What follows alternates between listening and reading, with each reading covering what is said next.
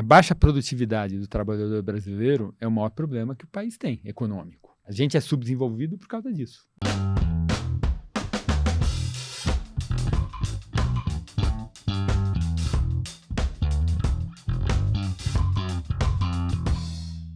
Olá, começa mais um Brasil com S, uma colaboração entre a revista Exame e o canal Brasil e uma iniciativa da FEComércio. Eu sou André Martins, repórter de macroeconomia da Exame. Ao meu lado está a jornalista Thaís Herédia. Hoje recebemos Samuel Pessoa, chefe de pesquisa da Julius Baer Brasil. Samuel vai falar um pouco sobre as perspectivas econômicas para 2024. Samuel, muito obrigado pela sua presença. Prazer estar aqui com você, gente. Para começar a nossa conversa, eu queria voltar um pouquinho. Queria saber a sua opinião sobre as principais pautas econômicas que foram aprovadas pelo Congresso e o governo em 2023. A gente teve o marco fiscal e a gente também teve a reforma tributária. Então, eu queria que você comentasse um pouquinho sobre esses dois temas, por favor. Acho que o ano passado o saldo foi bastante positivo, né? Terminou bem melhor do que no início. Esse saldo positivo, no meu entender, deve-se a dois fatores. A conjuntura internacional ajudou. Houve uma desinflação surpreendente nos Estados Unidos, uma desinflação sem nenhum custo de emprego, de atividade econômica. E, além da desinflação, a desinflação nos Estados Unidos já sinaliza que vai começar um ciclo de queda de juros, né? E quando os juros caem nos Estados Unidos, todo mundo fica melhor, né? Mas teve um efeito doméstico importante, que a gente começou o ano com um presidente recém-eleito muito agressivo, dizendo que ia refazer ou desfazer uma série de políticas, de reformas que foram feitas para arrumar o país, brigando com o presidente do Banco Central. Era uma situação muito ruim, né? E esse presidente escolheu o Fernando Haddad para ser o ministro da Fazenda dele, e o que ocorre é que o Fernando foi uma surpresa positiva o ano passado, né? Ele conseguiu estabelecer uma agenda que tem consistência interna. Não era uma maluquice, muito pelo contrário, uma agenda correta, consistente. Evidentemente, é uma agenda pela esquerda, e é natural que a agenda fiscal pela esquerda priorize aumento de impostos do que controle de gastos, mas era uma agenda que fazia sentido. Ele foi capaz de convencer o presidente a abraçar essa agenda e demonstrou competência de negociar no Congresso a agenda, de sorte que o saldo no Congresso foi muito positivo. A agenda do ministro para o ano passado tinha 3 ingredientes, 3 itens. O primeiro item é a reforma dos impostos indiretos. O segundo item foi a aprovação do arcabouço fiscal. E o terceiro item era uma agenda, provavelmente a Secretaria da Receita Federal municiou o ministro, uma agenda de medidas para fechar oportunidades de planejamento tributário, né? E toda essa agenda o ministro aprovou. Ele aprovou o marco fiscal, o arcabouço fiscal, ele aprovou a emenda constitucional da reforma tributária e ele aprovou quase todas as medidas de fechamento de oportunidade de planejamento tributário e de racionalidade na tributação, né? Então, o ministro teve sucesso. Na sua pergunta especificamente, foi o marco fiscal e a reforma tributária. O marco fiscal, eu sempre achei que ele estava bem desenhado, ou seja, do ponto de vista das regras de funcionamento, eu achei que veio direito. Talvez, se eu fizesse, faria uma outra coisinha diferente, mas o desenho geral está correto. O que a gente sabe é que o marco fiscal, apesar de correto, ele é insuficiente, no sentido que, dado o ponto de partida, dado o desequilíbrio que havia quando o marco fiscal foi lançado, foi aprovado, e que continua havendo hoje, nas contas públicas, só a operação do marco fiscal ao longo dos próximos anos não será suficiente para estabilizar a dívida pública, nesse sentido que ele é insuficiente. E é por isso que existe a agenda de aumentar tributos. E o ministro aprovou muita coisa no ano passado, tem uma incerteza imensa, a gente verá ao longo desse ano qual será o resultado líquido dessas medidas, para no final desse ano a gente ter um tamanho, uma ideia de qual é o buraco fiscal. Mas então o marco fiscal eu sempre achei correto. A reforma dos impostos indiretos, eu acho que é a reforma estruturante mais importante que a gente aprova desde o Plano Real. Tem muitas diferenças, mas tem algumas semelhanças muito importantes com relação ao Plano Real. E eu avalio que a aprovação da reforma dos impostos indiretos não só é um sucesso do ministro, tal, mas é principalmente um sinal de saúde do sistema político brasileiro.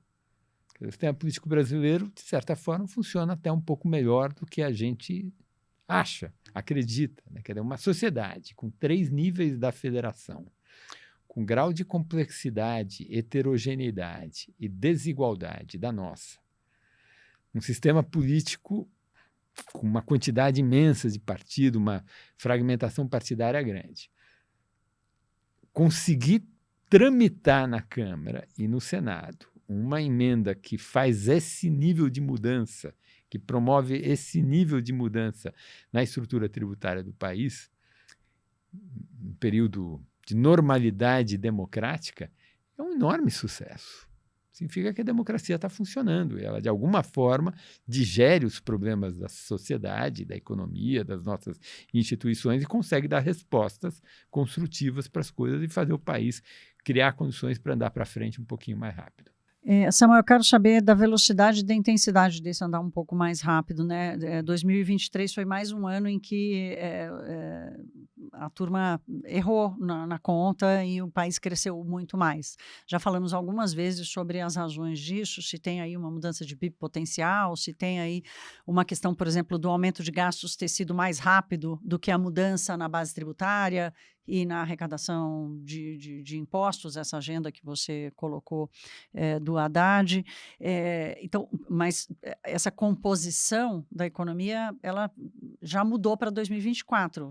Sabemos o resultado da arrecadação de janeiro, a melhor arrecadação da história desde 95. Então, tudo indica que esse mix entre o gasto, a arrecadação, numa economia que tem saldos aí de reformas recentes, ele está mostrando um pouco a sua cara. Queria entender a tua avaliação sobre esse novo mix e como o quanto a gente vai continuar contando com resultados surpreendentes para cima do PIB. Tem toda a razão, né? Os economistas nos últimos 21, 22, 23, 3 anos seguidos que os economistas foram mal. Eu acho assim, esses erros de previsão dos economistas, ele tem 2 etapas. 21 e 22 foi dificuldade de calibrar a reversão do choque de atividade da pandemia. As pessoas achavam que a economia ia voltar mais lentamente do que ela voltou. É perfeitamente compreensível. É um choque que acontece uma vez a cada 100 anos, uma pandemia dessa natureza. A última vez que aconteceu, né, que foi lá na gripe espanhola, a economia era tão diferente e não tinha muito dado que era difícil haver algum parâmetro. Né? Então, acho que primeiro, esses 2 anos é isso. O ano passado, me parece, o erro de previsão tem 2 componentes. Uma parte do erro de previsão foi o erro na agropecuária. As pessoas sabiam que a agropecuária viria forte, mas veio muito mais forte do que se imaginava, e aí uma agropecuária muito mais forte tem um impacto sobre serviços de transportes, gera um ganho de renda, gera um consumo. Então, uma parte do erro de previsão foi a agropecuária e os seus transbordamentos para os outros setores. E a outra parte, eu acho que é um pouco de subestimativa da capacidade de crescimento da economia em condições normais de operação, que os economistas chamam de taxa de crescimento do produto potencial. Isso tudo sugere que, para esse ano, eu acho que não vai ter um erro de previsão tão grande. O número das pessoas é 1,5. Em si, 1,5 é um bom número ou não. Pode ter uma revisão, pode ser para 2,5. Tem uma dúvida hoje. Tem algumas pessoas que estão enxergando um PIB mais forte no primeiro trimestre, outras pessoas não. Então, daí pode ser uma dúvida. Eu diria que se 1,5 for uma subestimativa, o número vai ficar mais perto de 2. Não, mas tem essa Pode pergunta terminar, sua, né? Do mix, Desse desse mix, do mix de mais super gasto legal. e mais arrecadação. O presidente Lula fez uma aposta que eu tive maior dificuldade para entender, que ele inverteu a ordem do ciclo político da despesa. As pessoas que são mais eruditas dizem que isso já está lá no Maquiavel, que você começa fazendo as maldades de uma vez só, depois vai colhendo as bondades aos pouquinhos, E ele resolveu começar fazendo uma grande bondade de uma vez só, né? Aprovou a emenda condicional da transição lá em outubro, novembro de 2022 e colocou 150 bilhões de reais no orçamento. É possível, inclusive, que esses 150 seja uma parte da surpresa de crescimento de atividade o ano passado. E a explicação que as pessoas davam era que, né, eu gosto muito do cientista político Thomas Trauman, que veio com essa leitura, né? Thomas leu muito bem o governo Lula e o tema, olha, a sociedade está tão polarizada que não dá para aplicar essa lógica. Assim, eu não posso, né, o Lula pensando, perder popularidade no início com essa polarização. A gente tem que distender um pouco a sociedade. A polarização tem que cair e aí a gente pode pensar em ajustes, mas agora tem que fazer a bondade de uma vez só, porque esse fluxo de bondade pode ser o que precisa para despolarizar, para criar um ambiente menos tóxico na sociedade e a gente negociar internamente melhor as nossas diferenças, né? Então, estou aqui refraseando a análise que eu li do Thomas Trauman, né? Então, vamos pagar um custo, não vamos perder por popularidade, portanto, vamos inverter a ordem do ciclo político da despesa, começar com o pé no acelerador do fiscal, aprovar um marco fiscal que sinaliza na frente uma lenta trajetória de ajuste, coletar um monte de receita e ver o que acontece lá na frente. A escolha do presidente foi perigosa, ele se arriscou, mas está dando certo. Ele fez uma aposta e acertou na aposta dele. Qual é o custo dessa aposta? O custo é que ele vai terminar esse mandato mais endividado. Sim. Tudo sugere que a dívida pública entre dezembro de 22, que foi aquela que ele recebeu do antecessor dele, Jair Bolsonaro, e dezembro de 26, que é aquela que ele vai legar para o sucessor dele, pode ser inclusive ele mesmo, né? Então, nesses 4 anos, fotografia de dezembro de 22 contra dezembro de 26, provavelmente a dívida pública vai sair de 72% do PIB para alguma coisa como 82, 84%. Então, esse é o custo dessa escolha que o presidente Lula fez, de 10 a 12 pontos percentuais do PIB a mais na dívida pública. A pergunta é, dá para navegar com esse endividamento melhor? Né? Porque para a gente avaliar esse mix, até agora deu certo, pode dar besteira lá na frente ou não, mas por enquanto a aposta que o presidente Lula fez está correta. Dadas as circunstâncias e tudo mais, parece que deu certo. A dúvida é, com essa trajetória de endividamento, vai haver ou não algum evento de mercado mais acentuado, pior, nos próximos 2 anos e meio? A minha impressão é que não, é que ele consegue navegar e chegar até 26, sem grandes tropeços. Tem uma série de dinâmicas favoráveis. Primeiro, essa que você lembrou, a gente fez um monte de reforma, estamos colhendo. E, inclusive, ano passado, fizemos a reforma dos impostos indiretos, que a gente vai colher lá na frente, mas se nós aprovarmos esse ano uma legislação complementar boa, tal, já é mais um pouquinho de otimismo. É um sinal, né? É um sinal importante, vai lá ajudando. Além disso, tem um efeito sorte, que é o quê? A pandemia veio junto com ela um enorme choque de alimento. Se vocês pegarem lá o dado, acho que é da FAO, preço relativo de alimentos entre 2018 e 2022 explodiu. Você teve a pandemia, guerra na Ucrânia, 3 anos de laninha na América do Sul, laninha duro, né? Quebra a Argentina, quebra a safra no sul do Brasil, Paraguai. Então, esse pacote, né? Pandemia, guerra na Ucrânia, 3 anos de laninha, gerou uma carência grande de alimentos e explica essa explosão no custo da alimentação. Bem, a guerra na Ucrânia já chegou num equilíbrio, não melhorou, mas também não está mais piorando. Laninha passou, pandemia passou, os estoques estão sendo recompostos. Tivemos uma safra gigantesca no Brasil ano passado, já falamos dela, e esse ano teve El Niño, uma pequena quebra no Brasil, mas bem menor do que chegou-se a se pensar há 2 meses atrás. A Argentina bombando, devolvendo os anos de laninha, e, portanto, liquidamente vai sobrar grãos. Então, preço de alimentação vai continuar ajudando. E quando o alimento vai bem, a popularidade do presidente fica bem, né?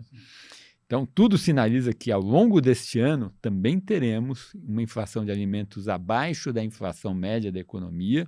E, finalmente, tem um outro fator que é uma herança bendita, que até começou lá com o pré-sal, tal, no outro período petista, que é esse aumento estrutural da nossa capacidade exportadora. Nós viramos uma espécie de Kuwait, sei lá, a gente é o quarto exportador de petróleo. Para quem nasceu, eu tenho 61 anos, para quem nasceu em 63, passou pelos choques do petróleo e tal, anos 80, né, uma situação que o Brasil é autoimportador, faltava divisas.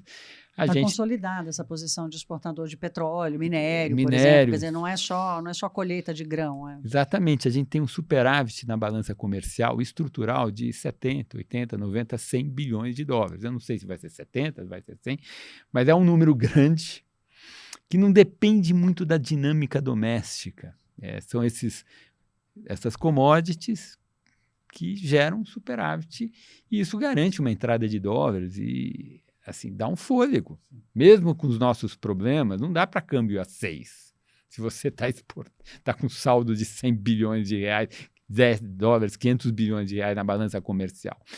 Então, esse pacote todo é uma resultante muito positiva. O senhor detalhou que a gente tem uma preocupação, apesar desse cenário parecer positivo para o presidente Lula, para o governo Lula, tem uma trajetória de endividamento.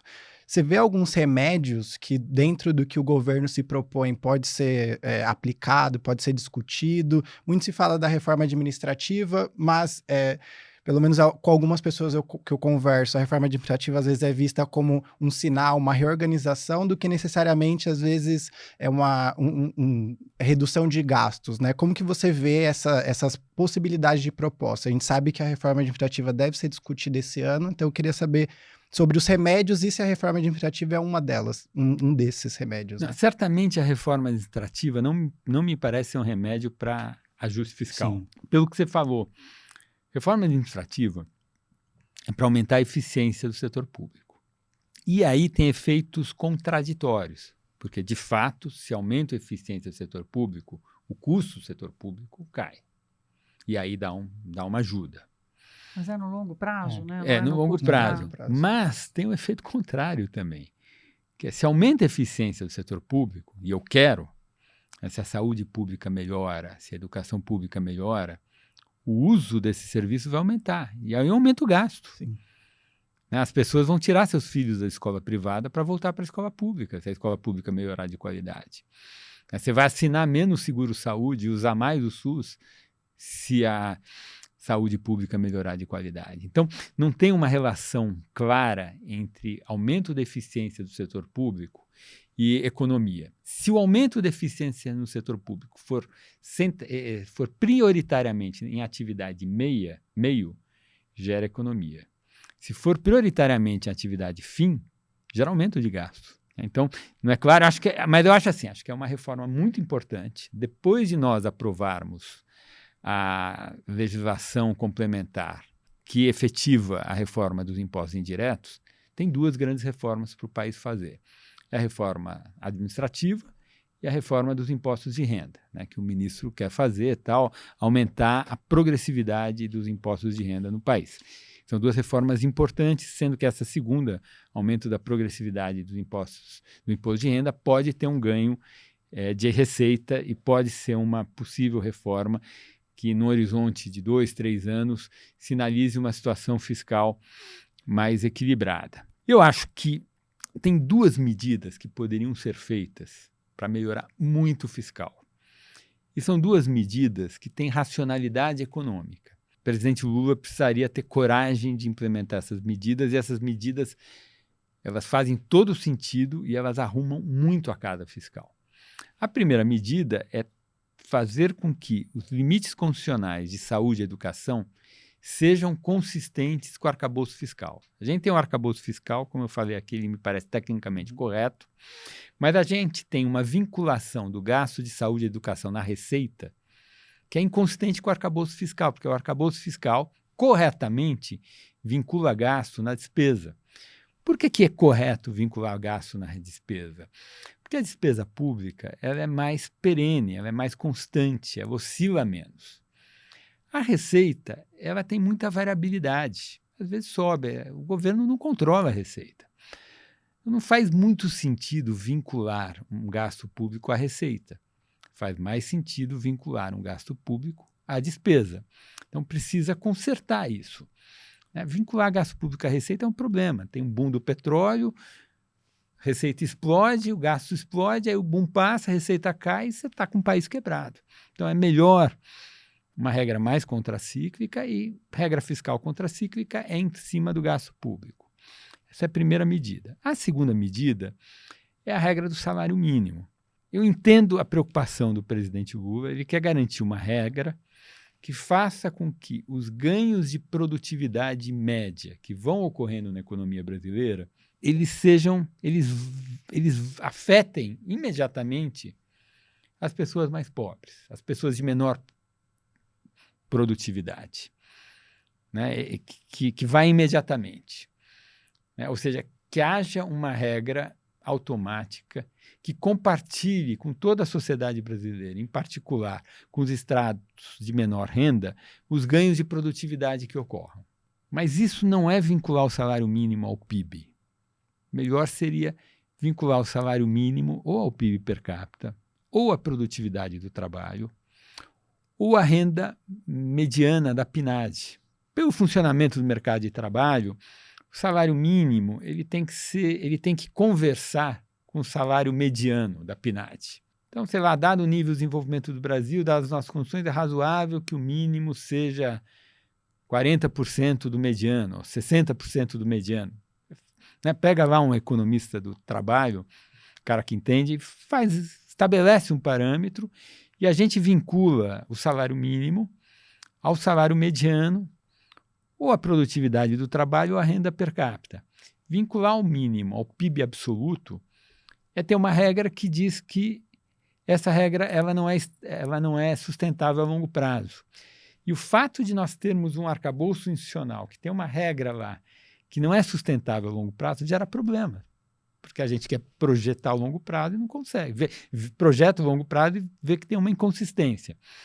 Então, se o Lula arrumasse essas duas coisas, teria um impacto imenso e faria com que essa inconsistência do endividamento ficasse menos grave.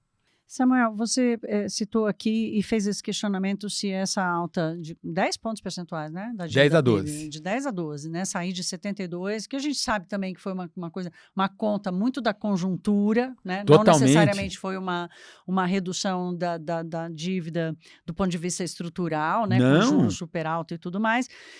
Mas, independentemente da conta, pensando na dinâmica, você disse, provavelmente a gente não vai sofrer um desequilíbrio muito grande em função desse endividamento, né? Quer dizer, o Brasil vai conseguir caminhar por aí. Então, agora eu queria te perguntar sobre riscos. O risco do Brasil enfrentar uma crise. Até pouco tempo atrás, o Brasil tinha várias crises engatilhadas. Já foi a crise cambial, já foi a crise monetária e a própria crise fiscal estava engatilhada ali 2015, né? A coisa da dominância fiscal, ou seja, da explosão não ter como ser controlada. Você enxerga hoje o Brasil ali no mapa de riscos? Há algum risco estrutural da economia brasileira, como a gente já teve o cambial, o monetário e o fiscal, ou a gente vai estar sujeito a riscos conjunturais e que daí também dependem do que acontece lá fora? Não, a gente tem um risco estrutural ainda, que é o fiscal. Ele ainda é um risco Ele estrutural? ainda é um risco estrutural. Por quê? As contas públicas não estão equilibradas, nem conjunturalmente, nem estruturalmente. Isso quer dizer o seguinte, que o superávit primário estrutural do setor público que existe não é suficiente para estabilizar a dívida pública. Se nada for feito, daqui a alguns anos, a dívida pública vai estar maior. Se nada for feito, mais de alguns anos vai estar maior ainda e uma hora esse negócio para. Então, nós temos esse problema. Mas por que eu acho que a gente navega 2 anos e meio bem? 2 anos e meio, 3 anos, a gente chega no final desse mandato bem, porque tem essa série de coisas positivas acontecendo simultaneamente. A gente vai colher inflação de alimentos baixa, que vai gerar um clima de popularidade melhor.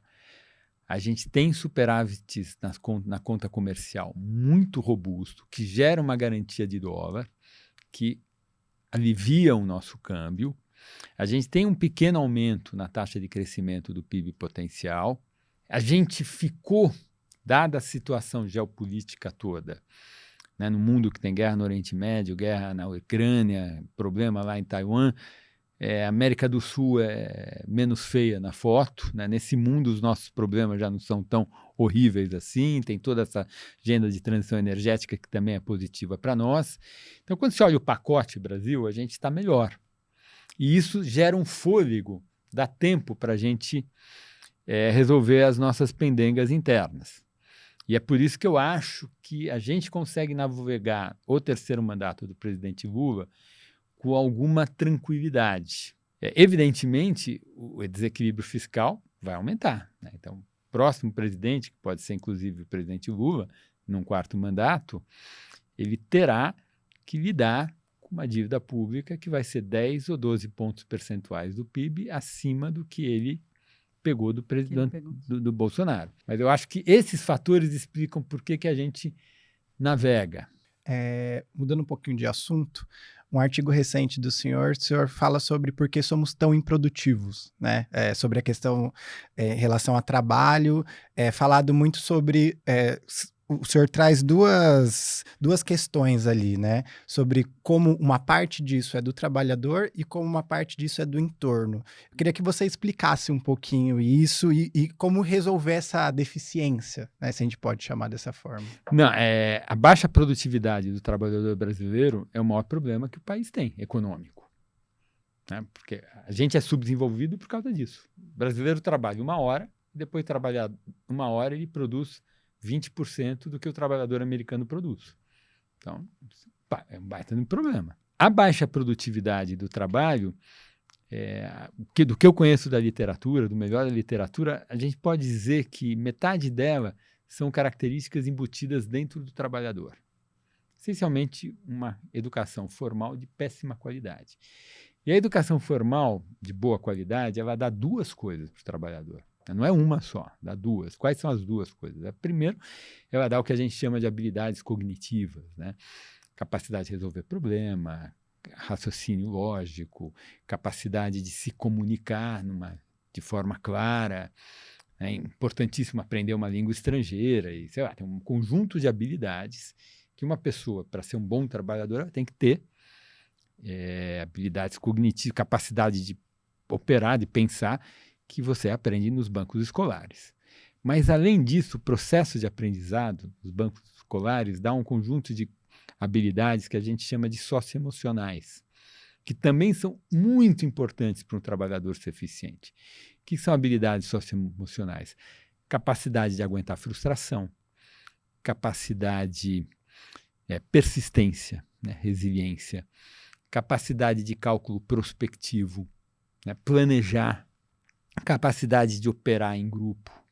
Essas características também a gente não nasce sabendo ela. Né? Nossa arquitetura é de um macaco, né? A gente é um bicho da savana africana, de 100 mil anos atrás. É aquilo que a gente é, né? Que anda a pé e correndo atrás de uns bichos e tal. O mundo moderno não é isso. Então a gente tem que ser treinado para esse mundo. A gente não foi pensado para viver nesse mundo. E essas 2 características, essas 2 habilidades que a gente aprende nos bancos escolares, segundo os estudos que eu conheço, elas explicam metade dessa diferença de produtividade do trabalho entre o Brasil e o resto do mundo, e os Estados Unidos, por exemplo. A outra metade é o entorno. É a qualidade no marco legal e institucional. Então, se eu tenho uma legislação tributária muito complexa, que eu tenho que gastar em todas as empresas um monte de contadores para pagar imposto, quando nos Estados Unidos 10 vezes menos contador faz a mesma coisa. Essa complexidade gera um monte de litígios. Cada esquina do país eu tenho um escritório de advogado tributarista. E o município, o Estado, a União tem que ter uma AGU gigantesca, uma Advocacia Geral da União. Se eu gasto muito dinheiro resolvendo litígios na esfera administrativa, na esfera judicial, e eu já gastei muito recurso para processar o pagamento de impostos. Isso desvia recursos da atividade de inovação tecnológica, de melhora do produto, tal, e aí a produtividade cai. Isso vale para um monte de atividades. Tem um monte de coisa que a gente faz porque a regulação é ruim e tal. Então, isso que a gente chama do entorno. Então, metade é um entorno, metade é o que está embutido no trabalhador. O que está embutido no trabalhador, a única saída é melhorar as redes públicas de educação fundamental, não tem outra. E eu acho que o gargalo maior hoje são as séries finais do Fundamental, que as pessoas chamam de Fundamental 2, né, que na minha época chamava de ginásio. E a gente é um problemão, porque eu acho que a gente não sabe fazer. Fundamental 1, a gente já tem muitas redes que têm eficiência, então o problema do Fundamental 1 é mais criar mecanismos do Estado brasileiro para reproduzir as boas práticas. Fundamental 2, mais difícil. E tem esse entorno, que a reforma tributária, né, do exemplo que eu dei, você já nota, a reforma tributária é um elemento importante para que nós consigamos ganhar produtividade aí. Posso fazer uma última perguntinha aqui só para complementar? Se a gente começar a acertar hoje, em quanto tempo e onde é que a gente pega o mundo nesse atraso em que a gente tem de recuperação de produtividade? Esse negócio a gente mede em década, né? A gente parou de alcançar o mundo há 40 anos, desde 1980. A gente perdeu o pé lá. E as contas que eu vi são contas com muita incerteza. A reforma tributária ela vai gerar nos 20 anos subsequentes um ganho de nível de PIB, uns 20 pontos percentuais, acima do que seria se não houvesse a reforma. Então, não é que é 20 pontos percentuais com relação a onde a gente está hoje. A reforma começa a funcionar full lá em 2030. Em 2050, a gente vai ser 20% a mais de onde nós estaríamos em 2050 se não tivesse havido a reforma. Então, é assim. Se a gente tudo demora. Se a gente melhorar a educação, quanto tempo vai demorar, né, até a pessoa se formar e tal. Isso não tem saída simples, né? Tem que ter paciência, mas eu acho que o Brasil ele vai ser assim, né? Eu costumo achar que esse Brasil da redemocratização ele é parecido com o Brasil do Império. Tem lá, tem um livro recente publicado, História Econômica, sobre o Império, que chama Em Passos Lentos. Foi muito devagar, tal. A gente da redemocratização é isso, é um país muito lento na economia, mas do ponto de vista da sociedade a gente andou mais, né? A gente é uma sociedade hoje muito melhor do que era a sociedade em 1980.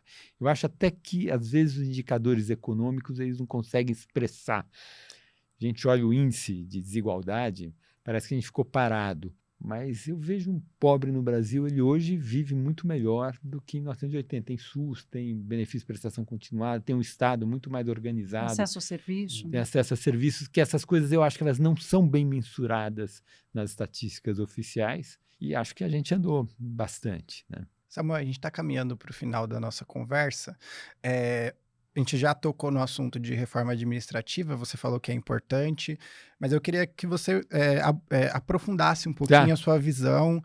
É possível, eu tenho perguntado isso para muitas pessoas, né? Qual que seria a reforma administrativa ideal, né? A gente já tem, o que tem sido falado é que talvez juntar alguns projetos que já estão em discussão no Congresso, o PL de supersalários, algumas medidas infralegais que podem ser feitas aí pelo Ministério de Gestão. Então, como que você vê, qual que seria, o que o governo e o Congresso precisa atacar para que essa reforma ela tenha os ganhos possíveis para o Brasil? Eu acho que essa reforma é bem diferente da reforma dos impostos indiretos, no sentido que a reforma dos impostos indiretos ela foi uma grande reforma feita por meio de uma PEC e que não dava para ter uma saída incremental aos pouquinhos. Por quê? Porque é uma reforma que mexe com todo mundo. Se eu quisesse fazer um pedacinho, aquele pedacinho não ia deixar mexer, porque ele ia sentir a reforma em cima dele, mas ele não ia colher os benefícios de uma reforma global. Então, para você conseguir uma coalizão política que aprovasse a reforma, ela tinha que ser sistêmica. Porque aí, ela sendo sistêmica, todo mundo é dois. No sentido que todo mundo, por um lado, é beneficiário de algum regime especial tributário, e aí é contra a reforma por esse motivo, mas todo mundo é usuário de um sistema tributário que é uma bagunça, e nessa capacidade ele sente a complexidade. Então, se for sistêmica, ele está disposto a abrir a posição de ter um privilégio, porque ele vai sentir o ganho para todo mundo. E ele faz parte do todo mundo. Eu acho que essa lógica não se aplica para a reforma dos impostos indiretos. Dos impostos diretos, me desculpe, para a reforma administrativa. Primeiro, você conversa com quem entende do assunto, que tem que ser advogado administrativista. É gente que trabalha com direito administrativo. Né? Tem que falar com quem entende do assunto. Né? E todo mundo diz, pelo menos que eu conheço, respeito muito, que a Constituição brasileira já tem todos os elementos para você fazer a reforma administrativa. Organizar, né? Não precisa de uma PEC. Não precisa de uma PEC. De fato, é uma reforma que é quase tudo lei ordinária. E eu acho que é exatamente como você falou. Tem que pegar ponto a ponto, ver o que está atrapalhando, talvez não ir nas grandes lutas, porque talvez nem seja o mais importante, por exemplo, acabar com a estabilidade.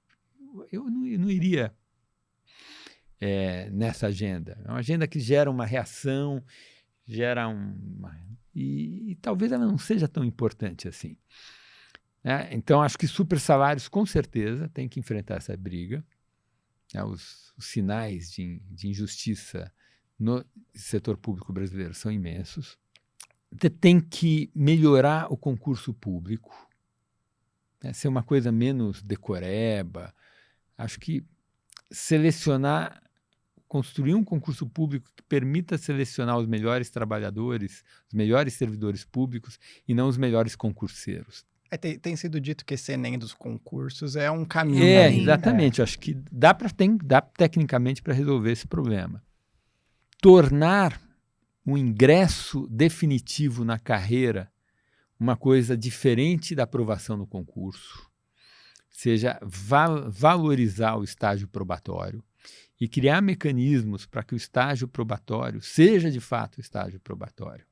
Seja, aquele cara que não tem afeição, ele não tem perfil de servidor público, não tem vocação para o serviço público, mas ele é concurseiro, criar um mecanismo de você, no estágio probatório, eliminar esse cara.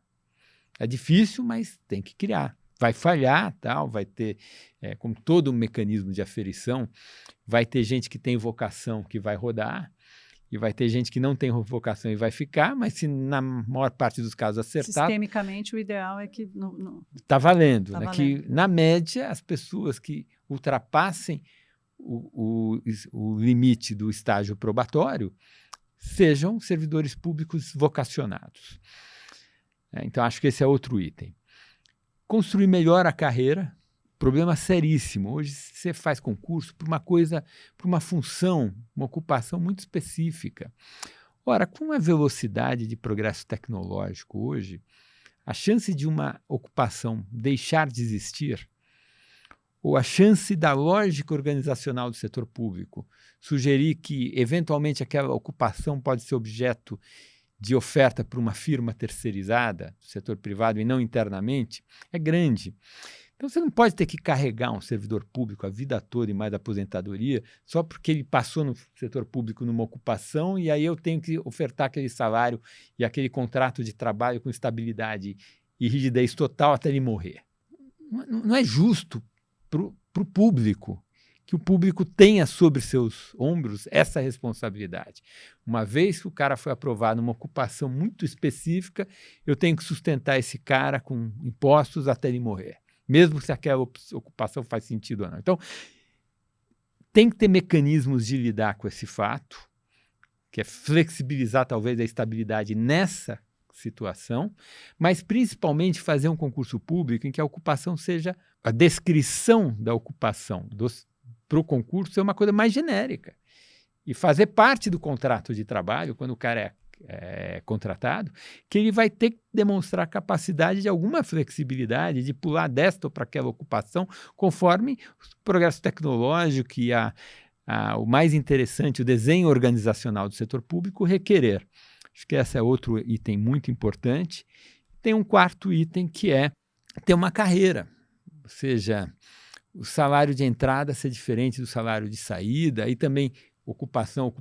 Eu já vi gente dizer que para professor não faz muito sentido uma carreira muito empinada, talvez para gestor faça. Então, ter uma estrutura de carreira, que é progressão na carreira, que não seja automaticamente cronológica, né? Não tenha quinquênios, anuênios, essas coisas, e que faça sentido com a função que a pessoa tem.